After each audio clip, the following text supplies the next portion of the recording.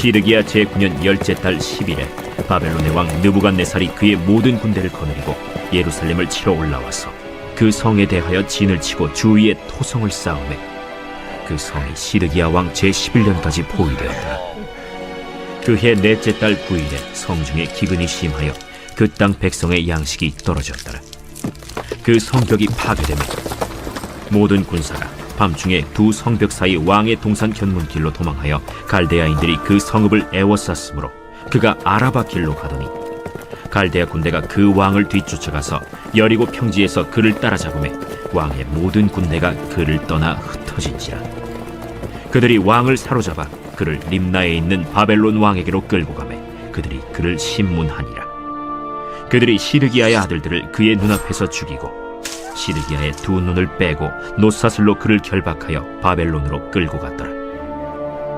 바벨론 왕 느부갓네살의 19째 해 5월 7일에 바벨론 왕의 신복 시위대장 느부사라단이 예루살렘에 이르러 여호와의 성전과 왕궁을 불사르고 예루살렘의 모든 집을 귀인의 집까지 불살랐으며 시위대장에게 속한 갈대아 온 군대가 예루살렘 주위의 성벽을 헐었으며 성중에 남아있는 백성과 바벨론 왕에게 항복한 자들과 무리 중 남은 자는 시위대장 느부사라단이 모두 사로잡아가고 시위대장이 그 땅에 비천한 자를 남겨두어 포도원을 다스리는 자와 농부가 되게 하였더라.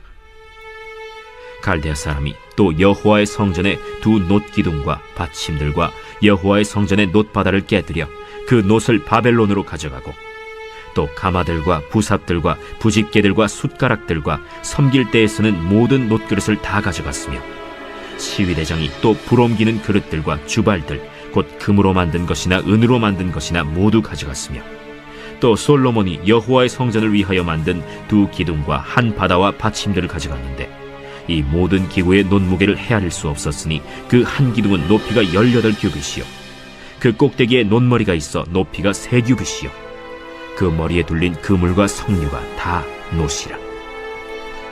다른 기둥의 장식과 그물도 이와 같았더라.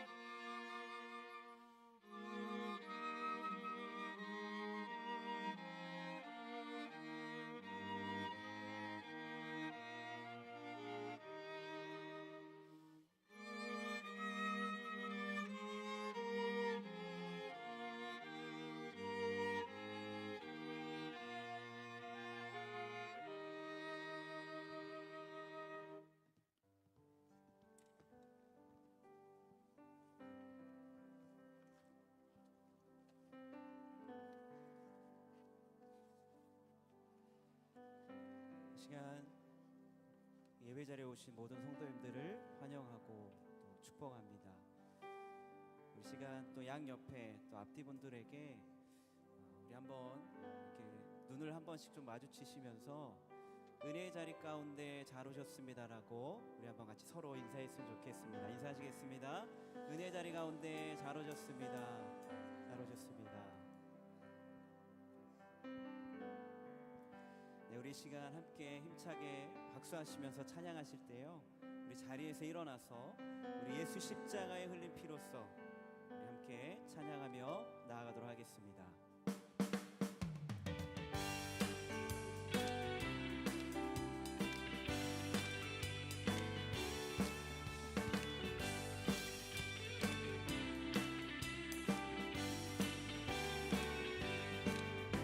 예수 십자가에 흘린 피로써 그대는 씻기어 있는가.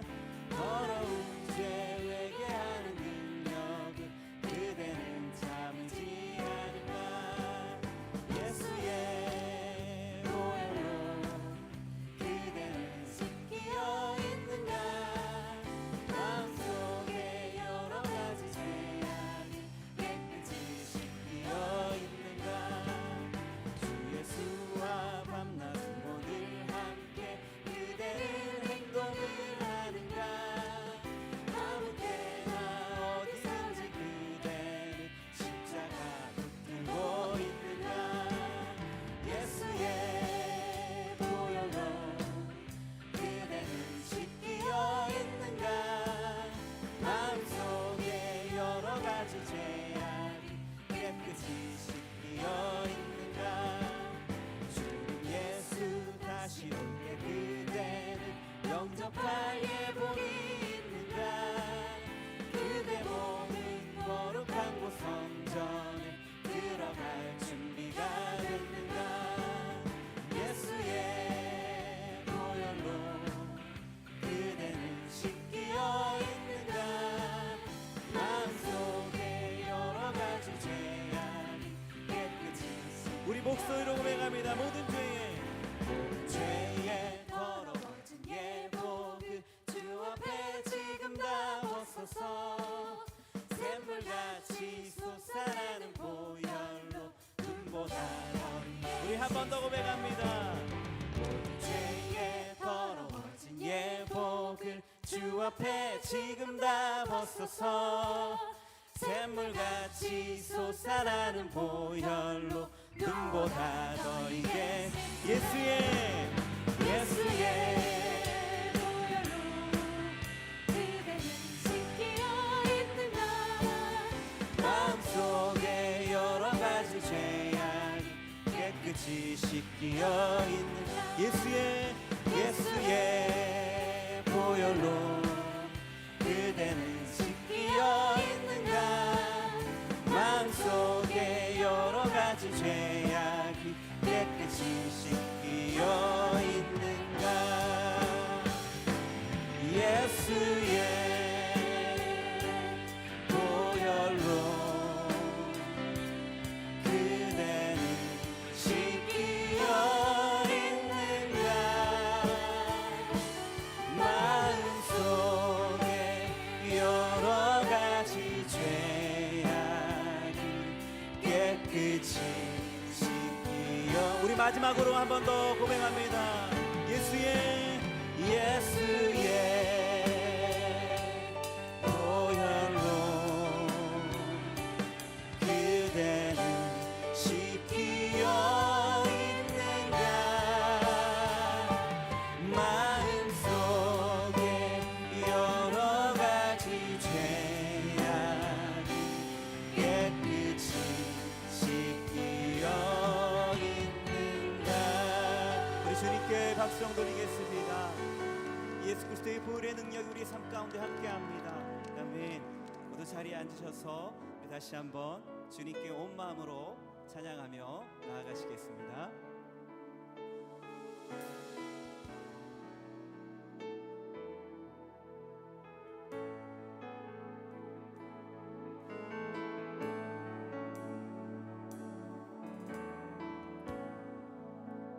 주님 곁으로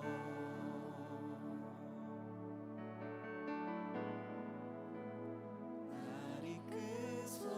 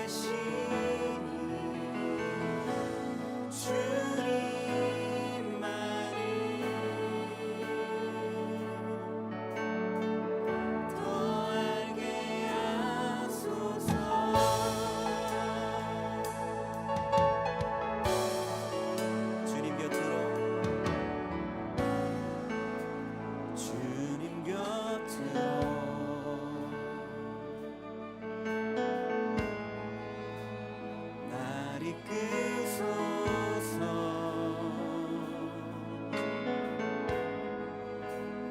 모든 것 다 드리며 충성 듣기 원하네. 나의 참 소망, 나의 참 소망.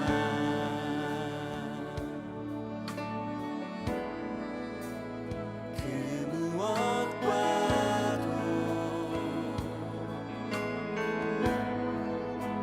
바꿀 수 없는 주 사랑,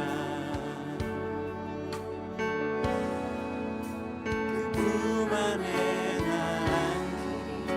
주님의 길로, 주님의 길로 인도하소서. 주님만이, 주님만이 내 모든 것 되시니, 주님만이 더 알게 하소서. 주님만이, 주님만이 내 모든 것 되시니, 주님만이 더 알게 하소서. 주님만이,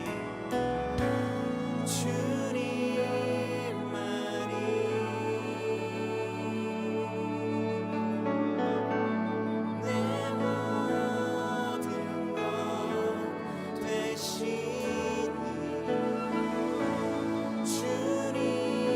주님만이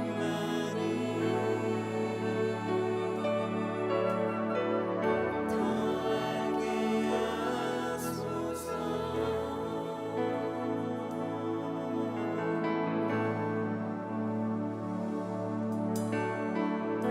나의 영혼이 잠잠히 하나님만 바라며, 나의 구원이 그에게서 나는도다.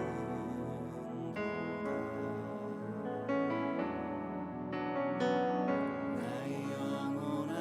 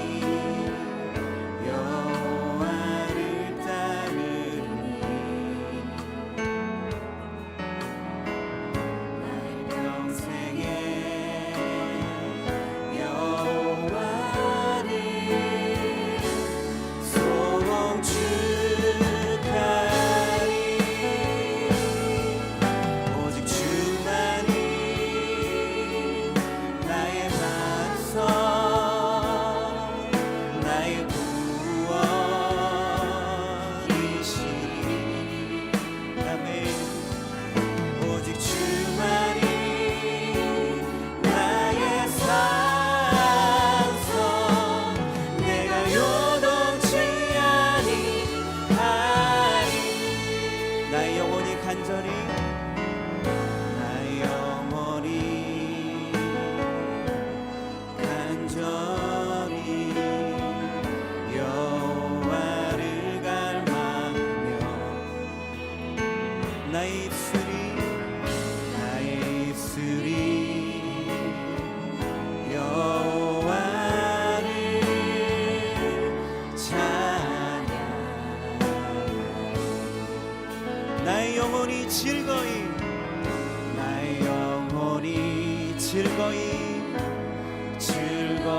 우리 삶 가운데 선포합시다. 여호와를 따르니 나의 평생에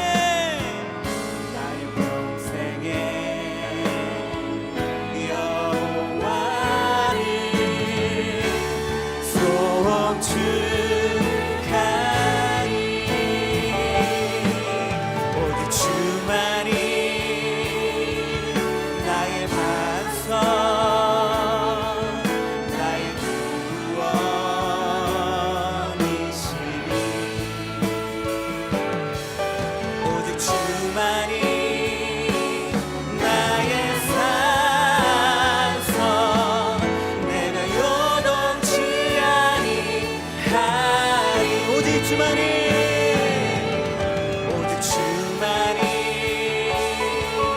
나의 반석 나의 구원이시니 오직 주만이 나의 산성 내가 요동치 아니하리 나의 구원 나의 영광 나의 구원 나의 영 하나님께 있으니 아멘 내 힘의 반석과 피난처 되시네 오직 주만이 오신 나의 반석 나의 구원이시니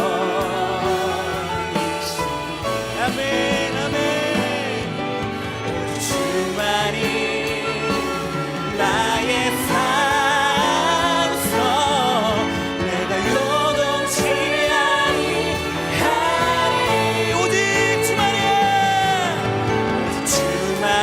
오신 나의 반석 나의 구원이시니 오직 주만이 나의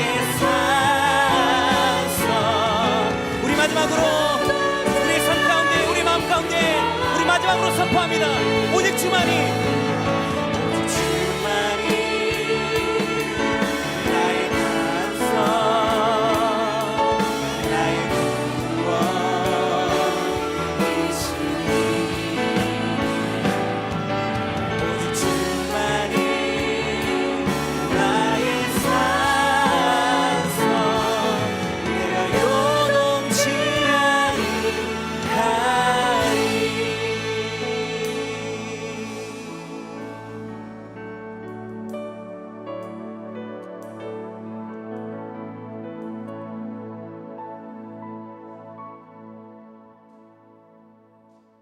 제 삶 속에 주를 믿는 믿음의 이유로 받았던 어려움의 시간이 있었습니다. 고난의 시간이 있었는데 돌아보면 제 믿음이 가장 순수하고 뜨겁고 그리고 하나님 앞에 전심으로 엎드렸던 때가 바로 그 고난의 때였던 것을 지나서 돌이켜보면 고백할 수 있습니다. 예수님 고난과 핍박을 통해 우리를 구원하신 것처럼 우리는 고난과 핍박을 통해 다시 한번 십자가 앞에 바로 서게 되고 나를 향한 하나님의 뜻과 계획을 알게 됩니다. 고난과 핍박 누구에게나 올 수 있습니다. 우리가 주를 믿는 믿음 때문에, 십자가 때문에, 복음 때문에 당하는 핍박은 하나님께서 우리의 헌신을 받아주시는 산 제사가 될 것입니다. 우리가 주님을 위하여 고난을 받는 그 고난을 두려워하지 마십시오. 도리어 주를 믿는 고난이 우리에게 없음을 우리가 경계하고 우리가 기도해야 될 것입니다.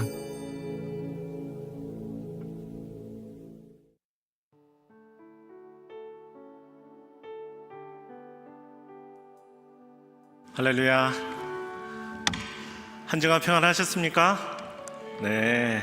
이제 비가 와서 산불도 좀 꺼졌다고 하니까 너무 좋습니다. 네, 감사합니다. 한 주간 많은 일들이 있었죠.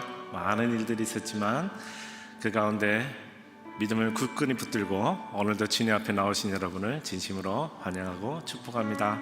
우리 좌우로 둘러보시면서 같이 축복했으면 좋겠습니다. 죄송합니다. 네. 새로 오신 분이 계십니다. 죄송합니다. 우리 고병현 형제님 혹시 어디 계십니까? 네. 잠깐만 일어서시면 우리 박수로 축복했으면 좋겠습니다. 환영합니다. 감사합니다. 네. 우리 김민정 자매님 혹시 어디 계십니까? 네, 저기 계십니다. 네, 환영하고 축복합니다. 네. 제가 너무 반가워서 깜빡했습니다. 우리 손을 내밀어서 축복하겠습니다. God bless you.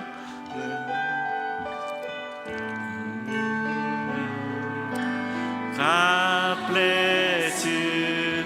주님의 크신 은혜가 당신의 영혼 속에 가득 흘러넘치기를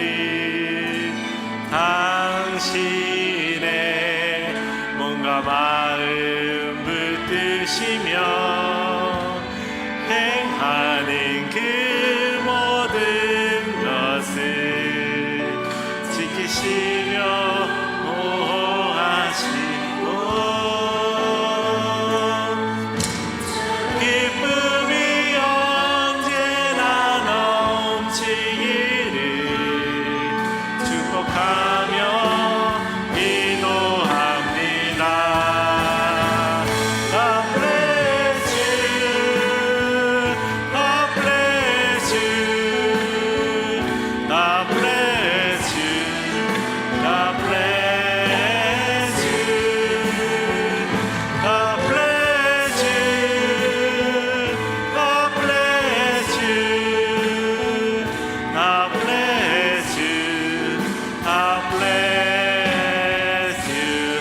네, 사랑하고 축복합니다. 감사합니다. 네. 잠깐 교회 소식 전하겠습니다.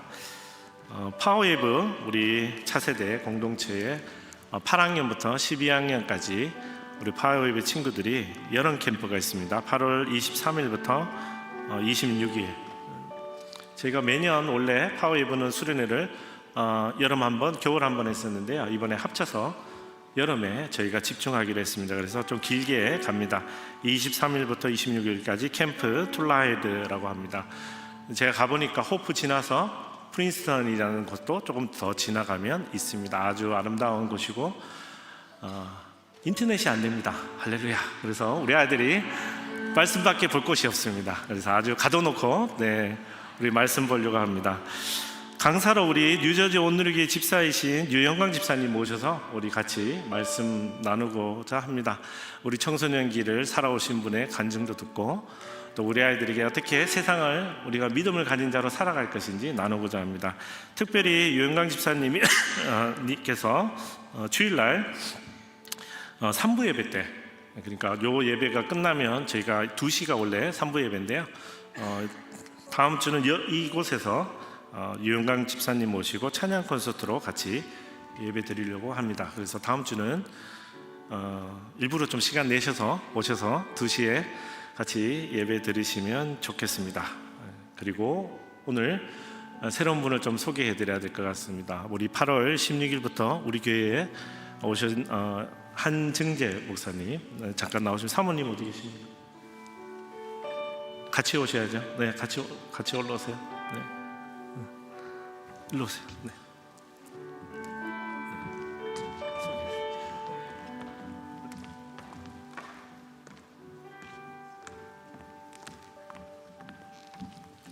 네, 안녕하세요. 한증재 목사이고요.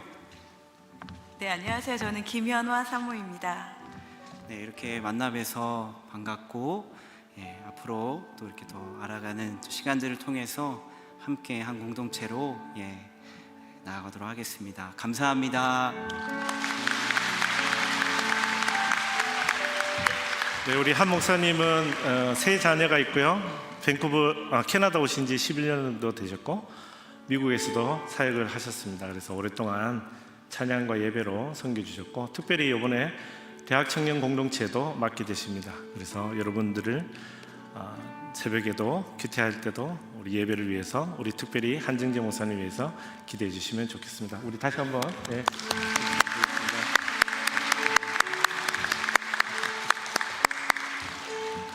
네, 감사합니다. 우리 오늘 주시는 하나님 말씀 우리 함께 보기 원합니다.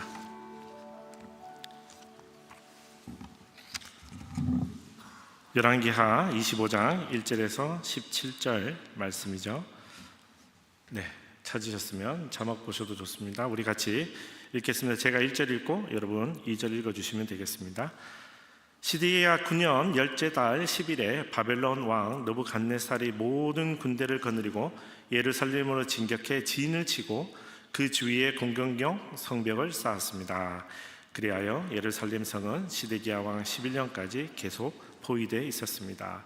넷째 달 9일 성 안에 기근이 극심해 그 땅 백성들이 먹을 양식이 떨어져 버렸습니다. 그때 성벽이 뚫리니 바벨론 사람들이 성을 포위해 진을 치고 있음에도 불구하고 모든 군사들이 밤에 왕궁 뜰 옆에 있는 두 벽 사이 문으로 도망쳤고 왕은 아라바 길로 갔습니다. 그러나 바벨론 군대가 왕을 뒤쫓아 여리고 들판에서 시드기야를 따라잡았고 시드기야의 모든 군사들은 뿔뿔이 흩어져 버렸습니다. 그들이 시드기야 왕을 잡아 리블라의 바벨론 왕에게 끌고 가니 그가 거기서 시드기야를 신문하고 시드기야가 보는 앞에서 그의 아들들을 죽이고 시드기야의 눈을 빼고 청동사슬로 묶은 뒤 바벨론으로 끌고 갔습니다. 바벨론 왕 느부갓네살 19년 다섯째 달 7일에 바벨론 왕의 신하인 호위대왕 느부사라단이 예루살렘으로 왔습니다. 느부사라단이 여호와의 성전과 왕궁과 예루살렘의 모든 집을 불태웠습니다. 그는 중요한 건물들을 다 불태웠습니다. 바빌론 모든 군대가 호위대장의 지휘하에 예루살렘의 성벽을 다 무너뜨렸습니다. 호위대장 느부사라단은 성 안에 남아있던 사람들과 바벨론 왕에게 항복한 사람들과 나머지 무리를 포로로 잡아갔습니다. 그러나 호위대장은 그 땅의 가장 가난한 사람들은 남겨두어 포도원과 밭을 일구도록 했습니다. 바벨론 사람들은 여호와의 성전에 있는 청동 기둥들과 받침대들과 청동 바다를 부수어 그 청동을 바벨론으로 가져갔습니다. 그들은 또한 솥과 부삽과 부집개와 접시와 성전 일에 쓰는 모든 청동 기구들도 가져갔습니다. 왕의 호위대장은 또 흔들리는 향로와 물 뿌리는 그릇 등 순금이나 순으로 만드는 것들도 모두 가져갔습니다. 솔로몬이 여호와의 성전을 위해 만들어 놓은 두 기둥과 바다와 받침대에서 얻은 청동이 너무 많아 무게를 달 수 없을 정도였습니다. 함께 읽겠습니다. 각 기둥은 높이가 18규빗이었고 기둥 꼭대기에 붙어있는 청동머리는 높이가 3규빗으로 둘레에 붙어있는 그물과 석류도 청동이었습니다. 다른 기둥도 똑같은 그물로 장식돼 있었습니다. 아멘. 오랜만에 성전에 오셨거나 아니면 예배를 오랜만에 드리거나 아니면 오늘 처음 오신 분은 놀라지 마십시오. 성경에 이렇게 멸망만 있는 거 아닙니다. 그래서 오늘 잘못 왔나 생각하실까 봐 제가 마음이 무거운데 그래도 오늘 말씀은 이스라엘의 마지막 때에 대한 이야기입니다. 다소 무거운 주제지만 오늘 하나님이 어떻게 우리에게 말씀하시는지 같이 나눠보겠습니다. 먼저 제가 기도하겠습니다. 사랑의 하나님 감사합니다. 오늘도 사랑하는 형제 자매들 우리 성도들과 함께 주님 앞에 찬양하고 예배 드릴 수 있도록 허락하셔서 감사합니다. 우리의 구원은 하나님 당신 한 분밖에 없음을 오늘 우리 입술로 고백할 수 있도록 허락하셔서 감사합니다. 하나님, 이 예배 시간에 우리가 나누는 말씀을 통해 하나님이 얼마나 우리를 사랑하시는지 깨닫는 시간이 될 수 있도록 인도하여 주시옵소서. 고나고 힘든 마음을 갖고 이 자리에 오신 모든 성도들을 하나님 위로하여 주시고, 특별히 오늘 말씀을 통하여 하나님은 신실하신 분이시고 우리의 구원은 하나님 한 분밖에 없음을 깨닫는 귀한 시간 될 수 있도록 인도하여 주시옵소서. 감사하며 예수 그리스도 이름으로 기도드립니다. 아멘. 미국의 TGC라고 해서 The Gospel Coalition이라는 꽤 유명한 단체가 있습니다. 굉장히 보수적인 곳이고요. 좋은 글들이 많습니다. 여러분들이 일부러 찾아서 읽으셔도 좋을 것 같습니다. 이 단체에서 2020년경에 그리스도인이라면 반드시 읽어야 할 5권의 소설을 발표를 했습니다. 그 TGC에 따르면 그리스도인들에게 추천할 만한 가치가 있는 문학 작품 중 우리 그리스도인이라면 마땅히 즐겁게 읽고 성장할 수 있는 5권. 그 책은 이렇습니다. 첫째, 그림에서 보시는 것처럼 제일 왼쪽의 책은 위대한 유산, 찰스 디킨스가 쓴 책이죠. 두 번째 책은 주홍글씨, 나다니엘 호손이 쓴 책입니다. 세 번째, 가운데 있는 책은 이반 일리치의 죽음, 레오 톨스토이가 쓴 소설입니다. 네 번째, 신의 망치, 보 기에르츠라는 분이 쓰셨죠. 마지막, 이방인 알베르 까미의 소설입니다. 이 5권은 우리가 읽었을 때 어떻게 하면 하나님 앞에 살아갈 것인지 잘 나타내 주는 소설이라고 합니다. 다 읽어보셨죠? 네. 저도 다 읽어보지는 않았습니다만 이번 기회를 통해서 읽어보고 싶은데, 그 중에 가운데 있는 이 소설 이반 일리치의 죽음, 레오 톨스토이에 대한 이야기를 오늘 조금 들려드리고 본문으로 갈까 합니다. 자, 이 책은 톨스토이가 쓴 책이고요. 이 책에 대해서 대한민국의 지성이라고 우리가 알려진 이어령 박사님 이런 서평을 남기셨습니다. 제가 인용해서 읽어드리겠습니다. 어떤 종교적 냄새 없이도 가장 종교적인 마음을 들게 하는 신이라는 단어 하나 없지만 읽고 나면 크리스천이 되지 않을 수 없는 절박한 감동을 받게 되는 작품이라고 서평에 남겼습니다.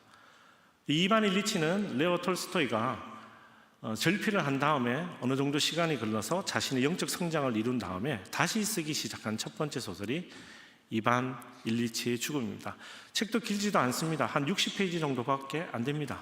그러나 그 안에 담겨져 있는 많은 이야기들, 특별히 죽음에 관한 고찰입니다. 자, 이 소설은 한 집안의 가장이며 성실한 판사였던 이반 일리치의 죽음에 대한 고찰입니다. 소설의 시작은 이렇습니다. 제가 읽어드릴게요.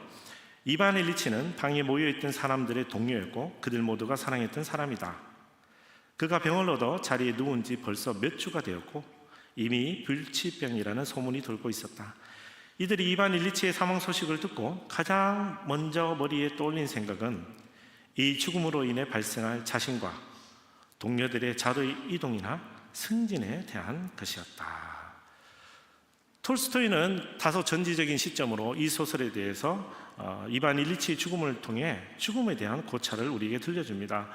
그래서 이 소설을 읽다 보면 자연스럽게 우리에게 이런 질문을 할 수밖에 없습니다. 왜 이반 일리치에게 이런 죽음이 찾아온 것일까? 왜 누구도 진심으로 이반의 죽음을 슬퍼하지 않는 것일까? 이반 일리치는 점점 죽어가고 있었지만 그의 아내도, 그의 의사도, 그의 동료들도, 그 누구도 그가 괜찮은지에 대해서는 전혀 관심을 갖지 않습니다. 오히려 모두 그들을 보며 이렇게 이야기합니다. 괜찮아질 것이라고, 좋아질 것이라고. 이반 일리치는 이 뻔한 거짓말을 알면서 그 이야기를 들을 수밖에 없었습니다. 그 누구도 진심으로 이반 일리치의 죽음을 안타까워하지 않는 것 같았습니다. 그들은 이 불쌍한 사람이 자신이 아니라 오히려 이반임을 안도하며 그를 바라봅니다. 그래서 이반은 죽음을 앞두고 스스로에게 이런 질문을 던집니다. 어쩌면 내가 잘못 살아온 것은 아닐까?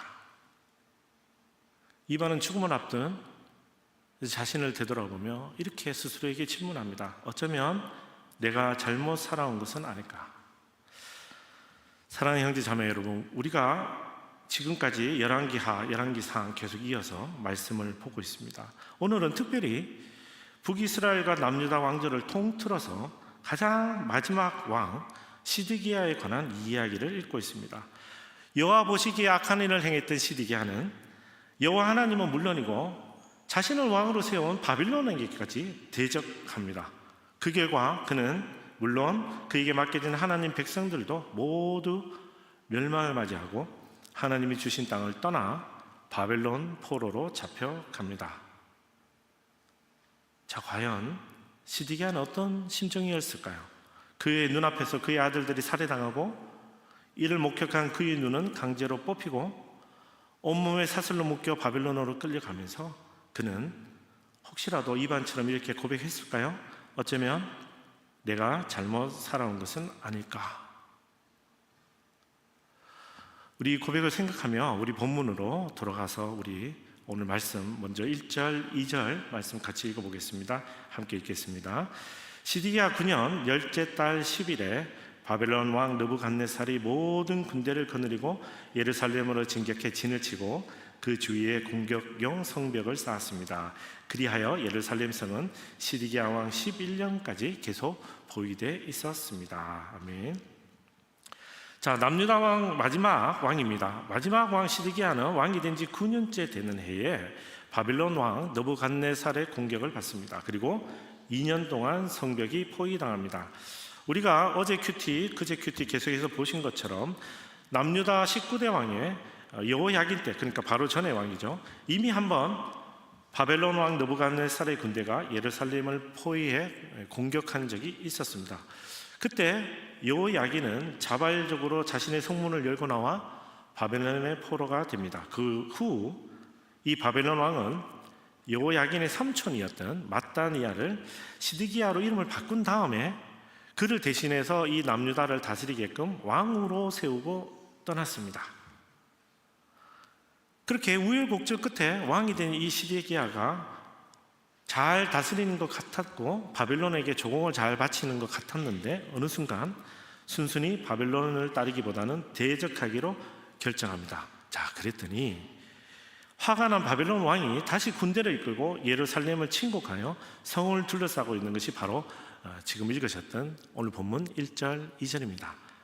자, 이 장면만 보면 우리는 시드기야가 뭔가 대단한 사람인 것처럼 느껴질 수 있습니다. 왜 그러냐면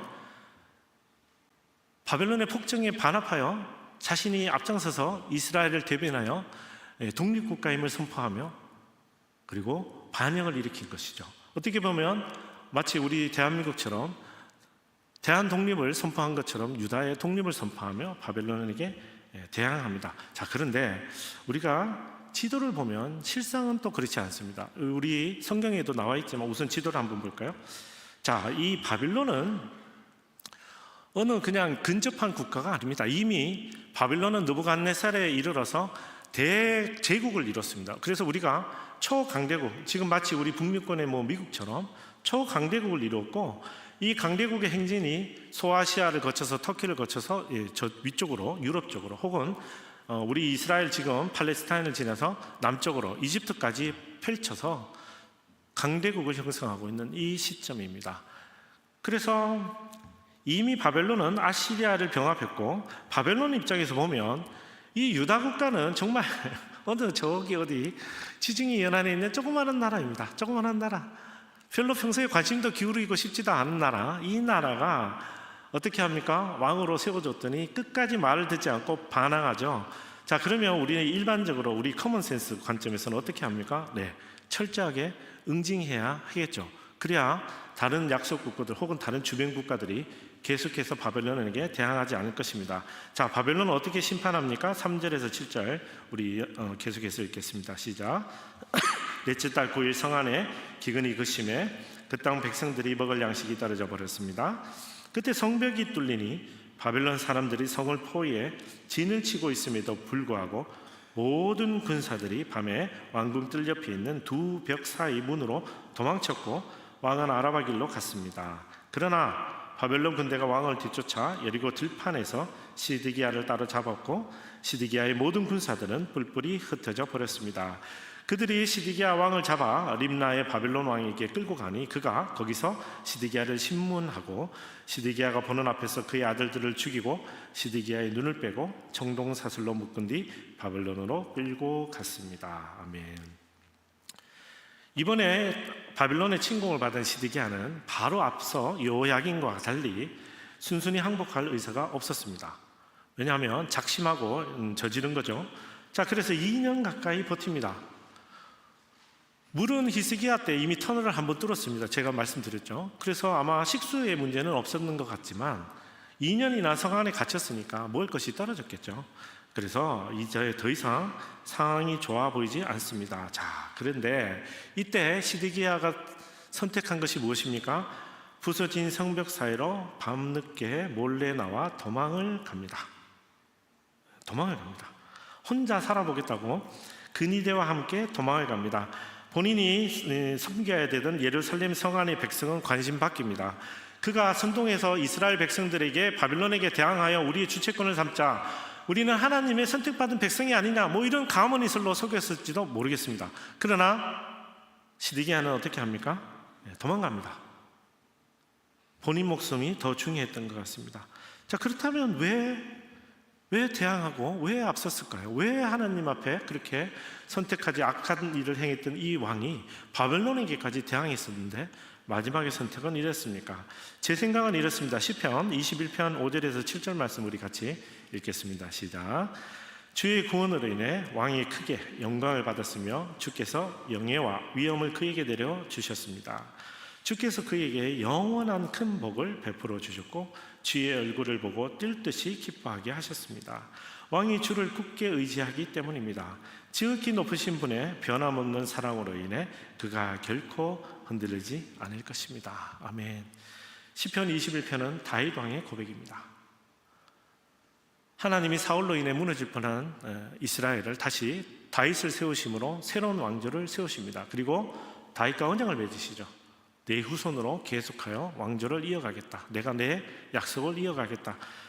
다윗이 너무 기뻐서 하나님 앞에 찬양합니다. 주의 구원을 인해 왕이 영광을 받았고 주는 그에게 영원한 복을 주셨고 큰 복을 주셨고 그리고 기뻐하게 하셨습니다. 이는 왕이 주를 굳게 의지하기 때문입니다. 아멘. 다윗은 자신이 왕이 된 것이 자신의 노력이나 자신의 어떤 것이 아니라 하나님이 그에게 주신 은혜임을 깨달았고, 다윗은 자신을 하나님이 왕으로 세우심으로 인해 온 이스라엘 백성들을 향한 하나님의 놀라운 사랑을 펼치기로 작정하셨음을 다윗은 깨달았습니다. 그래서 다윗은 처음부터 끝까지 마음에 합한 자, 하나님 마음만 붙들고 그의 왕을, 그의 인생을 하나님께 드렸습니다.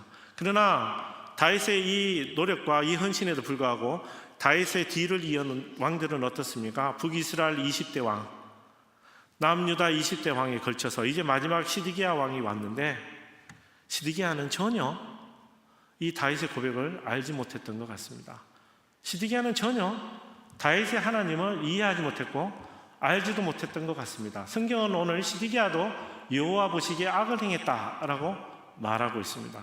그래서 시드기야는 자신의 욕심으로 바벨론에게 대들고 자신의 욕심으로 온 백성을 위험에 빠뜨리는 선택을 하고서도 결정적인 순간에 시드기야는 어떻게 합니까? 다윗처럼 히스기야처럼 요시야처럼 하나님 앞에 나가기보다는 밤늦게 몰래 도망가는 것을 선택합니다. 사랑하는 형제자매 여러분, 저는 여러분이 다윗 왕과 같은 믿음을 가진 여러분 되기를 축복합니다. 우리는 하나님을 굳게 의지함으로 우리의 구원을 하나님에서 찾을 수 있고, 그래서 우리에게는 큰 복을 누리는 것입니다. 변함없는 하나님의 사랑을 우리 인생에 위해서 경험하기 위해 우리는 하나님을 굳게 붙드는 겁니다. 저는 이 말씀을 묵상하면서 한 주 동안 생각했어요. 만약 시드기야가 다윗처럼, 아니 히스기야처럼, 아니 자신의 위에 있었던 아버지였던 요시야처럼 하나님께 돌아갔으면 어땠을까? 그가 하나님 앞에 돌아가서 하나님 앞에 무릎 꿇었으면 어땠을까? 성문에 틈을 타 밤에 몰래 도망가는 것보다 하나님 앞에 무릎 꿇었으면 어땠을까? 그런 생각을 해봤습니다. 그러나 시드기야는 그렇지 못했던 것 같습니다. 그렇다고 해서 시드기야가 도망에 성공했습니까? 그렇지도 않습니다. 우리 지도 한번 보실까요? 얼마나 멀리 도망가는지 한번 보십시오. 그렇죠?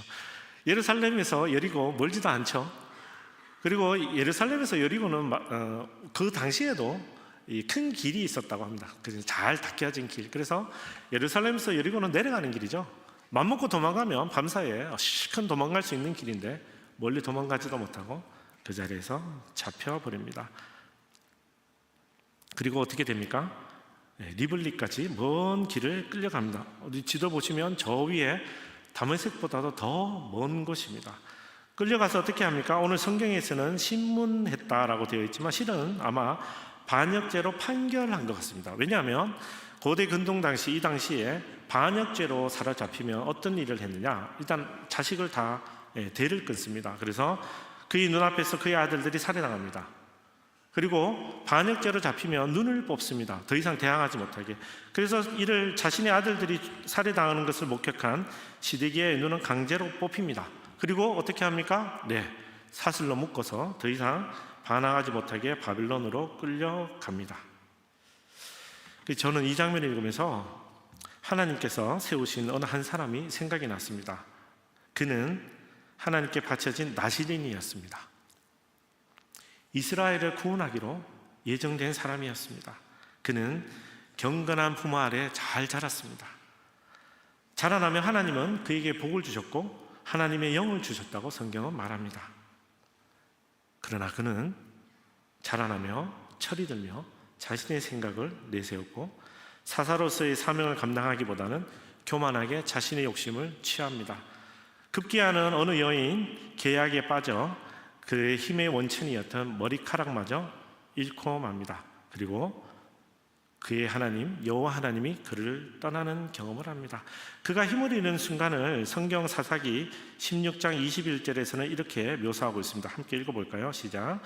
그때 블레셋 사람들이 그를 붙잡아서 눈을 뽑아내고 그를 가사로 데려갔습니다. 그들은 그를 청동사슬로 묶었습니다. 그는 감옥에서 맷돌을 돌리는 사람이 됐습니다. 아멘. 사랑하는 형제자매 여러분, 세상은요 우리에게 이렇게 말하죠. 하나님 없다고 말합니다. 세상은 우리에게 이렇게 말합니다. 네가 믿는 하나님 그 잘못된 거라고 말합니다. 아무것도 아니라고 이야기하고 눈에 보이지도 않는데 그 헛것 믿고 있냐고 우리를 비난하고 질책합니다. 그러나 여러분 보십시오. 하나님의 영이 떠난 삼손이 어떻게 됐습니까? 그 힘센 삼손이 얼마나 허망에 붙잡혀 눈이 뽑히고 청동사슬로 묶여갑니까? 하나님이 떠나 하나님의 진노가 임한 이 이스라엘 땅 시드기야는 어떻게 됐습니까? 그 마지막 왕 시드기야 역시 포로된 이후 눈이 뽑히고 청동사슬에 묶입니다. 그러므로 사랑하는 형제자매 여러분, 저 정말 간절하게 여러분에게 부탁드립니다. 세상에 거짓된 속삭임에 귀 기울이지 마십시오. 여러분의 아이들이 세상의 그 속삭임에 현혹되지 않도록 가르쳐 주십시오. 우리의 구원은 오직 하나님 한 분밖에 없습니다. 한 분만, 그 하나님 한 분만 우리의 구원이 되시는 겁니다. 그 하나님의 영이 떠나니까 삼손이 어떻게 됐습니까? 눈이 뽑히고 사슬에 묶여 끌려갑니다. 그 하나님이 떠나신 이스라엘을 지켰던 이 마지막 왕 시드기야가 어떻게 됩니까? 그의 눈이 뽑히고 그의 사슬에 묶여 바벨론으로 끌려갑니다. 우리 열왕기하 25장 9절 말씀 한번 읽어보겠습니다. 시작. 느부사라단이 여호와의 성전과 왕궁과 예루살렘의 모든 집을 태웠습니다. 그는 중요한 건물들을 다 불태웠습니다. 이 성경은 우리말로 번역되어서 그렇지 원어로 읽으면 세 집이 등장합니다. 집, 하우스라는 단어가 등장하는데요. 첫째, 여호와 하나님의 집. 둘째, 왕의 집. 그리고 세 번째, 이스라엘 사람들의 집이 등장합니다. 그리고 우리가 알고 있는 예루살렘, 예루살렘은 이미 집이라는 뜻을 가지고 있습니다. 우리 시편 132편 13절 14절 말씀 읽어볼까요? 시작. 여호와께서 시온을 선택하셨고 주께서 계실 곳이 되기를 바라셨습니다. 이곳이 영원토록 내 안식처가 되리라. 내가 여기 있을 것이다. 내가 그것을 바란다. 아멘.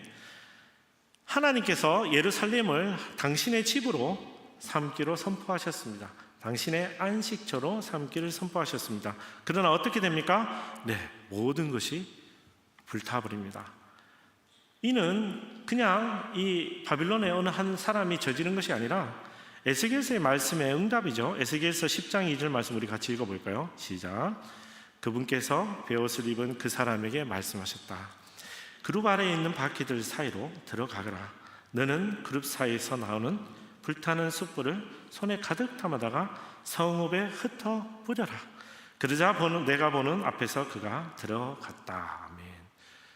그래서 하나님이 직접 명령하셔서 숯불을 예루살렘 성에 흩었더니 하나님이 안식처로 삼기로 결정하셨던 예루살렘 성은 물론이요, 하나님의 집도, 왕의 집도, 그리고 모든 이스라엘 백성들의 집도 다 불에 탑니다. 그러나 불행은 여기서 그치지 않았습니다. 우리 다음 말씀 읽어볼까요? 에스겔서 10장 18절 읽겠습니다. 시작. 그때 여호와의 영이 성전 문턱에서 나와 그룹들 위에 멈춰 섰다. 아멘. 단순히 불타서 없어진 것이 아닙니다. 오늘 성경은 분명히 말합니다. 하나님의 영이 예루살렘을 떠나신다. 하나님의 영이 이제 더 이상 예루살렘에 있을 수 없어서 예루살렘을 떠난다고 오늘 말씀하십니다. 우리 표를 잠깐만 보실까요? 지난 토요일도 우리 함께 봤던 편인데요. 요시야의 왕 이후에 여호아하스 17대 왕, 여호야김 18대 왕, 그리고 여호야긴 19대 왕, 시드기야 20대 왕, 이 네 왕을 걸쳐가며 우리가 포로로 잡혀갑니다. 자, 우리가 알고 있는 605년 여호야김이 다스리던 때입니다. 약 BC 605년경에 여호야김이 바빌론에게 반항하다가 1차 포로가 발생합니다. 이때 끌려간 포로 가운데 여러분이 아는 가장 유명한 사람이 다니엘입니다. 두 번째, 여호야긴이 다스리던 때 약 BC 597년경에 또 많은 사람들이 바빌론으로 끌려갑니다. 이때 끌려간 포로 가운데 또 여러분 잘 알고 있는 인물이 바로 방금 여호와의 성령께서 예루살렘을 떠난다고 예언했던 에스겔 선지자입니다. 마지막으로 오늘 시드기야가 다스리던 때 BC 약 586년경 시드기야 역시 바빌론에게 반항하다가 마지막 3차 포로가 바벨론으로 끌려가는 것이 바로 오늘 본문입니다. 자, 우리 말씀을 정리해 보겠습니다. 자, 오늘 본문 말씀은 북이스라엘과 남유다 통틀어 마지막 왕이었던 시드기야가 자신의 교만, 자신의 욕심대로 바빌론에 대항해 반역하였으나 그 결과는 허무하게 끝이 나고 시드기야 왕은 물론이고 예루살렘 모든 백성들이 바빌론의 포도로 끌려간다는 이야기입니다. 그래서 이 말씀을 제가 정리하면 이렇게 말할 수 있습니다. 하나님이 떠난 자에게는 멸망만이 기다리고 있습니다. 여러분, 인정하기 싫으셔도 인정하셔야 됩니다. 하나님이 떠난 곳에는 멸망만이 기다리고 있을 뿐입니다. 물론 하나님이 계시지 않는 것 자체가 우리에게는 저주이지만 하나님이 떠난 곳에는 멸망밖에 없습니다. 자, 그러면 오늘 이 말씀 듣고 우리 이제 또 한 주 힘을 내야 되잖아요. 근데 아까 제가 서두에 말씀드린 것처럼 오늘 교회 처음 오신 분은 오늘 교회 갔더니 다 멸망하고 떠나고 여호와 가시고 도대체 희망은 어디 있는 건지. 아닙니다. 이 분명히 그 뒤에 있습니다. 여러분, 영화가 끝났다고 그냥 나가시면 안 됩니다. 마지막에 끝까지 기다리시면 뭐가 나오죠? 나옵니다. 중요한 이야기가 나옵니다. 그래서 제가 오늘 여러분에게 이렇게 말씀드리고 싶습니다. 하나님의 심판과 회복은 모두 하나님의 사랑입니다. 하나님의 심판과 회복은 모두 하나님의 사랑입니다. 우리 자 옆에 앉으신 분에게 우리 말씀해 주실래요? 우리는 하나님의 심판과 회복 모두 하나님의 사랑임을 믿습니다. 이렇게 고백해 주세요.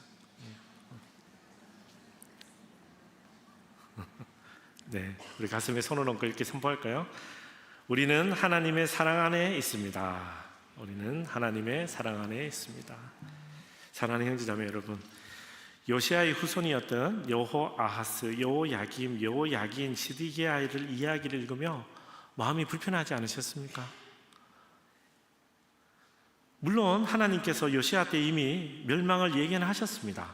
그러나 이 네 명의 왕도 나름 열심히 고군분투합니다. 그들의 고군분투가 저는 굉장히 눈물겨웠습니다. 그러나 여호아하스는 이집트 왕에게 사로잡혀 이집트로 끌려가 거기서 죽습니다. 여호야김은 바벨론 왕에게 쇠사슬로 묶여 바벨론으로 끌려가 비참하게 죽습니다. 여호야김은 바벨론 왕에게 포로로 잡혀 바벨론으로 끌려가 감옥에 투옥됩니다. 그 마지막 왕 시드기야는 바벨론 왕에게 청동사슬에 묶여 바벨론으로 끌려가 감옥에서 그의 생을 마칩니다. 만약 이 네 명의 왕이 이반 일리치의 소설을 읽었다면 아마 이렇게 이야기하지 않을까 싶습니다. 어쩌면 내가 잘못 살아온 것은 아닐까? 혹은 아니라면 이반 일리치처럼 이렇게 이야기할 수도 있을 겁니다. 내게 왜 이런 일이 일어나는 것이지? 내게 왜 이런 일이 일어나는 것이지? 이집트 왕에게 대항했던 여호아하스, 바벨론 왕에게 대항했던 여호야긴, 그리고 시드기야는 왜 이런 일이 자신들에게 일어나는지 전혀 이해하지 못했던 것 같습니다. 왜 그랬을까요? 왜 그들은 이 상황을 이해하지 못했을까요? 저는 이렇게 생각합니다. 성경을 보면 이 네 명의 왕이 모두 여호와 보시기에 악을 행했다. 여호와 보시기에 악을 행했다. 그들은 여호와께 눈을 두지 못했습니다. 그래서 여호와 보시기에 악을 행했더니 그들에게 닥치는 일들이 모두 하나하나가 그들에게는 고통과 고난이었고 이해할 수 없는 일들이었고, 그래서 이것을 타개하기 위해서 이집트 왕 누구에게도 반역해보고 바벨론 왕에게도 반역하는 겁니다. 예루살렘 무너져가는 예루살렘을 보면 예레미야 선지자가 예언합니다. 지금 우리에게 닥친 이 멸망은 끝이 아니다. 오히려 바벨론으로 가서 70년이 지나면 우리는 반드시 어떻게 한다? 돌아온다. 예레미야는 끊임없이 희망을 선포했지만 이 네 명의 왕은 어떻게 합니까? 그들 눈앞에 닥친 것만 바라보고 있습니다. 오늘 성경의 네 명 마지막 왕 이들의 죽음은 단순히 우리의 마음만을 무겁게 하는 것에 그치는 것이 아니라 그들과 그들의 백성을 향한 하나님의 사랑, 그리고 하나님이 사랑하시는 그들의 백성을 향한 훈계, 그리고 심판, 그리고 회복, 구원의 메시지를 전혀 알지 못했기 때문에 더 마음이 무거운 것입니다. 우리 예레미야 30장 11절 말씀 읽어볼까요? 같이 읽겠습니다. 시작. 여호와의 말이다. 내가 너와 함께해 너를 구원할 것이다. 내가 너를 흩었던 모든 민족들을 완전히 멸망시킬지라도 너는 내가 완전히 멸망시키지 않을 것이다. 그러나 내가 너를 정의로 훈계하고 내가 결코 처벌을 면하기는 하지 않을 것이다. 아멘. 이 말씀이 하나님의 말씀임을 믿는 여러분 되시기를 축복합니다. 사랑하는 형제자매 여러분, 오늘 올 때 마음이 많이 무거우신 분 계시죠? 이해할 수 없는 고난 때문에 스스로에게 물어보셨죠? 어쩌면 내가 잘못 살아온 건 아닐까? 어쩌면 잘못 살고 있는 것은 아닐까? 혹은 이해할 수 없는 고통 가운데 혹시 스스로에게 이런 질문을 하고 있지 않습니까? 내게 왜 이런 일이 일어나고 있지? 내게 왜 이런 일이 일어나고 있지? 그러나 만약 여러분이 하나님과 함께 하신다면 오늘 이야기는 시드기야에서 끝나는 것이 아닙니다. 분명히 그 다음이 있습니다. 하나님이 일시적으로 우리의 죄 때문에 우리를 심판하고 훈계하고 가르치기 위해서 이러한 일이 있었을 뿐이지, 하나님이 우리에게 바라고 원하시는 것은 무엇입니까? 분명히 회복이고 소망이고 그리고 돌이키심입니다. 그래서 여러분 걱정하지 마십시오. 혹시라도 내가 잘못 살아온 것은 아닌지, 내게 왜 이런 일이 일어나고 있는 것은 아닌지,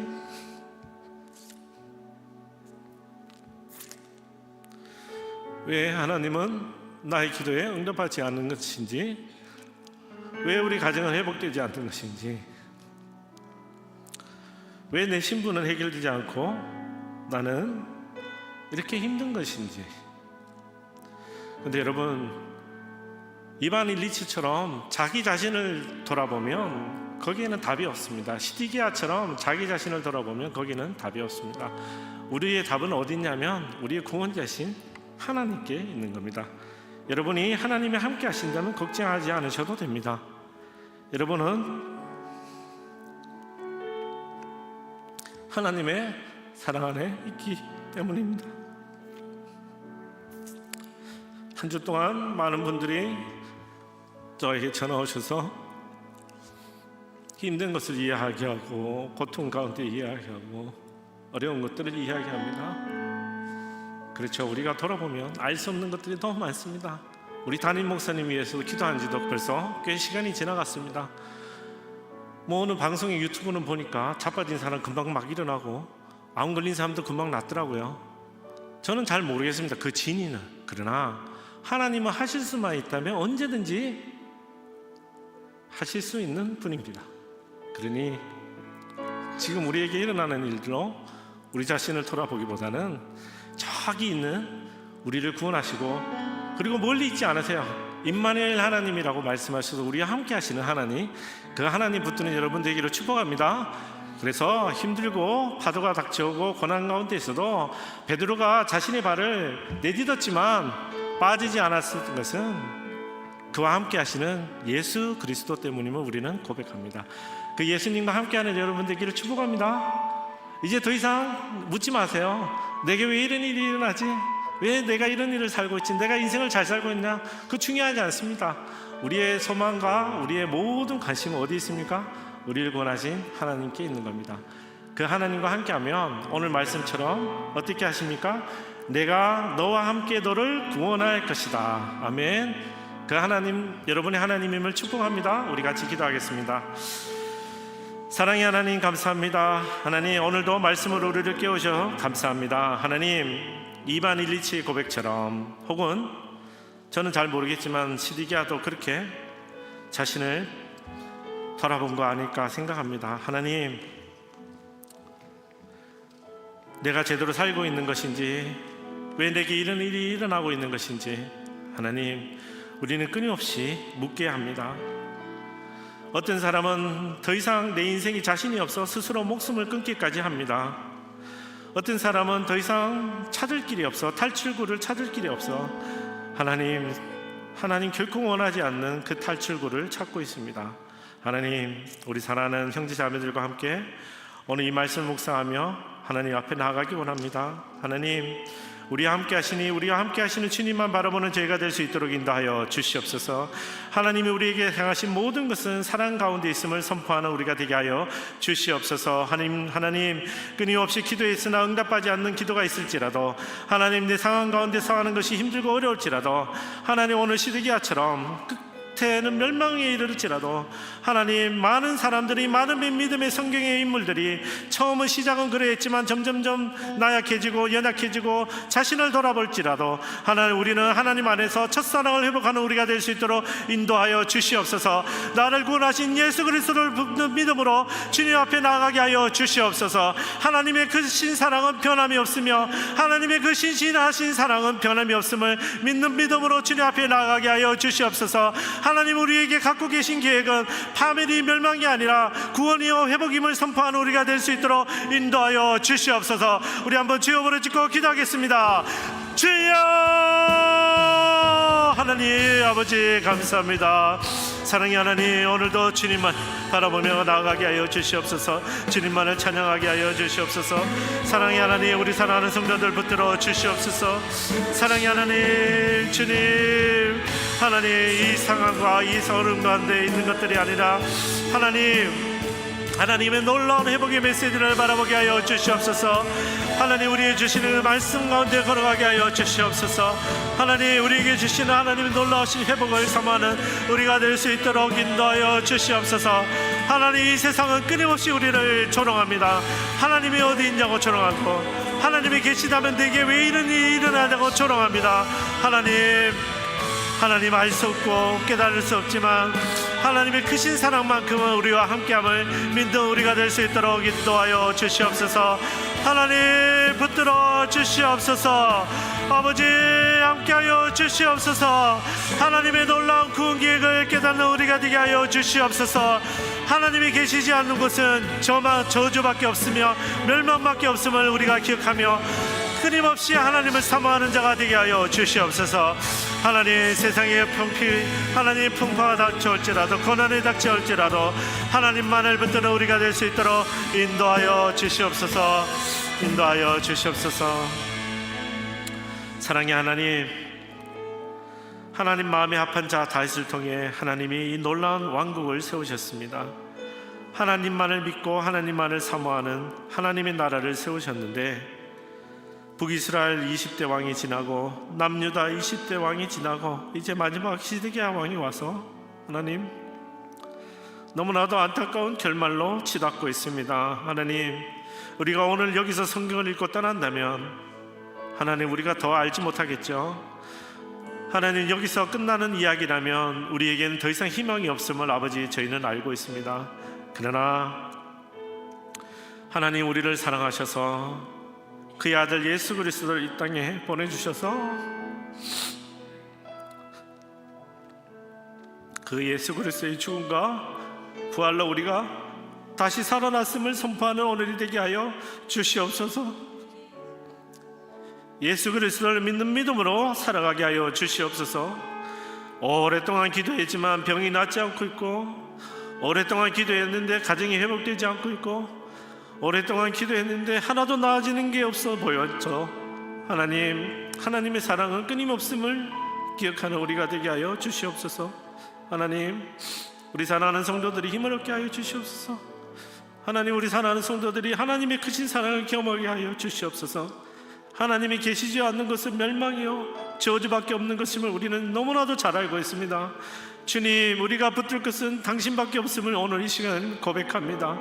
예수 그리스도를 통하여 우리를 구원하신 그 하나님의 사랑에 의지하여 오늘도 주님 앞에 나아갑니다. 하나님, 붙들어 주시옵소서.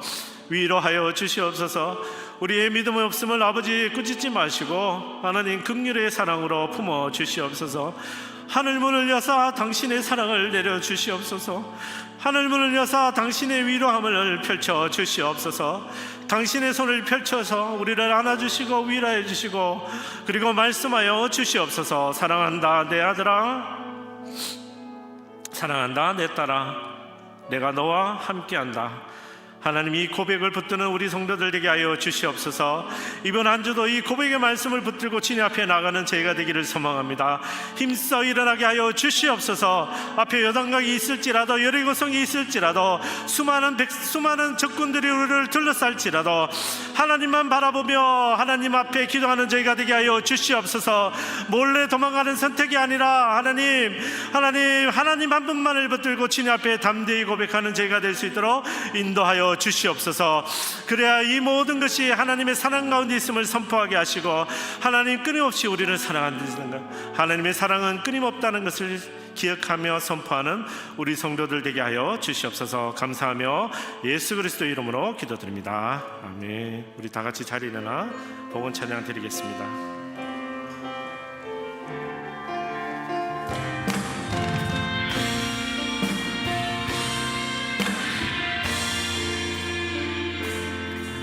내 눈 주의 영광을 보내 우리 가운데 계신 주님 그 빛난 영광 온 하늘 덮고 그 찬송 온 땅 가득해 주의 영광을 보내 찬송 가운데 서신 주님의 얼굴을 온 세상 향하네 권능의 발을 드셨네 주의 영광 이곳에 가득해 우리 선에 주님과 함께 찬양하며 우리는 전진하리 모든 열방 주 볼 때가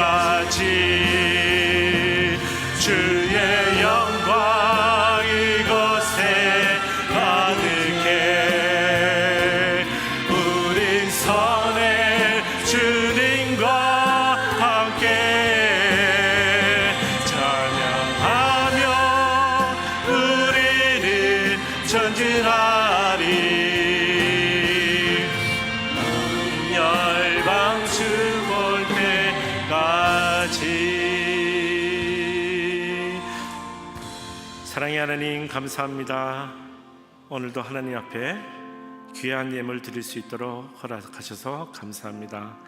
한 주간 함께 하신 하나님께 감사해요. 오늘 예물을 드립니다. 하나님, 그 손길 기억하여 주시옵소서. 하나님, 지금은 무엇을 감사해야 될지 모르겠지만 그래도 하나님 크신 사랑에 감사해서 믿음으로 선포하며 오늘 감사의 예물 드린 자들 특별히 하나님 기억하여 주시옵소서. 일어서게 하시고 담대하게 하시고, 그리고 하나님 한 분만 믿는 믿음으로 걸어가는 우리 성도들 되게 하여 주시옵소서. 그들의 작은 믿음의 고백이지만 하나님 기뻐 받아주시고 그 믿음의 고백대로 하나님의 크신 축복이 가득하기를 오늘 시간 선포합니다. 하나님 감사합니다. 이렇게 귀한 예물 주셨으니 하나님 복음을 위하여, 하나님 나라를 위하여 우리가 기쁘게 사용하게 하시고 잘 사용하게 하시고 모든 길 가운데 정직하게 임할 수 있도록 인도하여 주시옵소서. 감사하며 예수 그리스도 이름으로 기도드립니다. 아멘.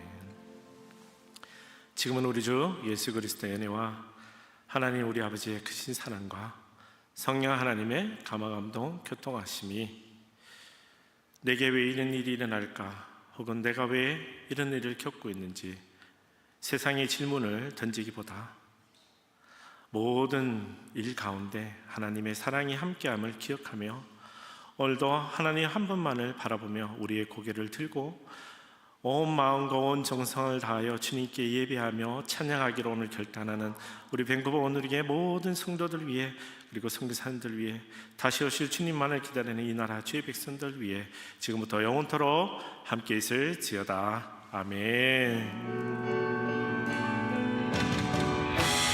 살아계신 주 나의 참된 소망, 걱정 근심 전혀 없네. 사랑의 주 내 갈 길은 너하니 내 모든 삶의 기쁨 늘 충만하네.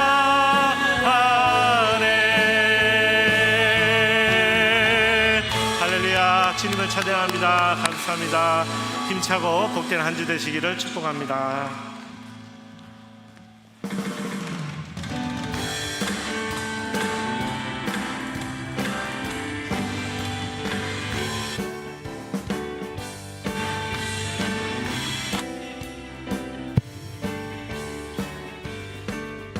예수 십자가의 흘린 피로써 그대를 씻기어 있는가.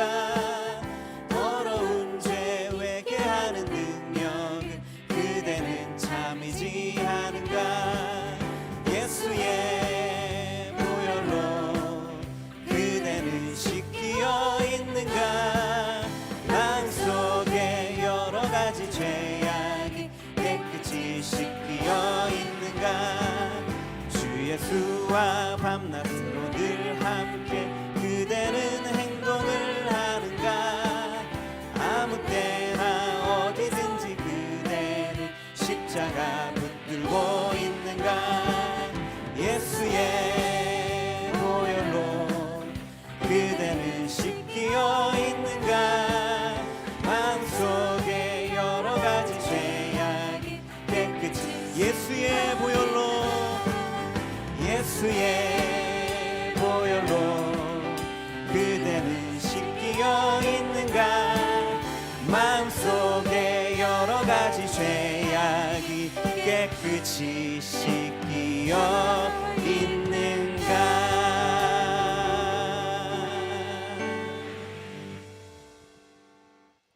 마쳤습니다. 안녕히 돌아가시기 바랍니다.